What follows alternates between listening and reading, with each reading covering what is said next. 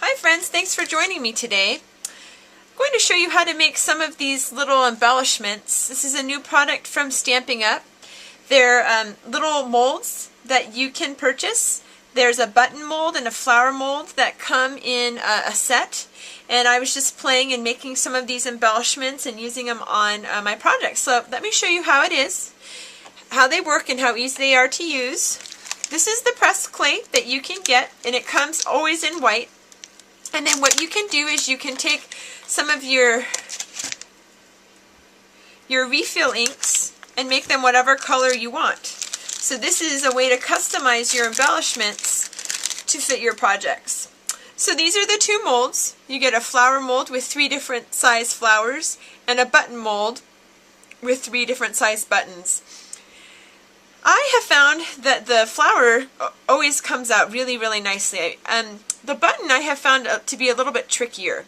And so I think that one thing that could help is to let it dry just a little bit longer, maybe inside of the button mold, before trying to remove it. So I'm going to do one of each. I'm going to do one of the buttons and one of the flowers. So you take your clay, and it's recommended that you use gloves, and of course I don't have any gloves. And so what I'm going to do, I'm going to actually make a blue flower here. This is going to be Tempting Turquoise. Now, depending on how many droplets of the re-inker I use is going to then make my embellishment a darker blue.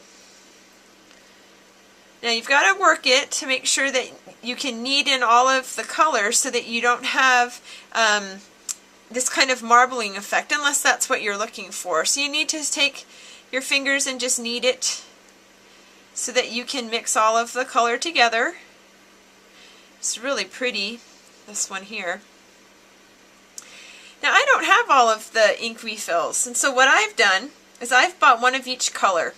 And I figure that no matter what embellishment color I want, now I have at least one of the colors that's going to coordinate with my project, regardless of what papers, cardstocks, and things I use. Okay, so I'm going to use this middle-sized one here. And all you do is you firmly press it inside, and then take off any excess.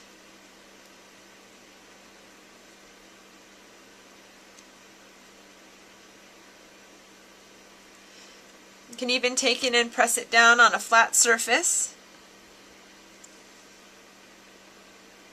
Okay? Alright, so I'm actually going to use this leftover, and I'm going to now use the little flower here for the rest of this blue.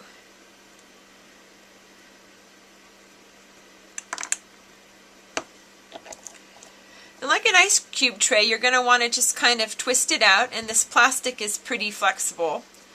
And so the flower, you can see, comes out really nicely.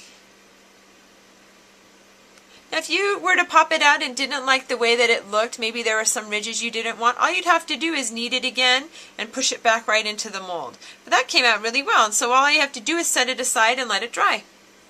Now the package recommends that you do turn it over so that both sides dry evenly.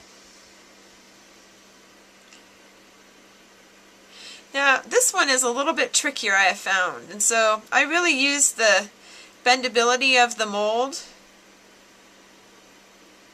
to work out the buttons.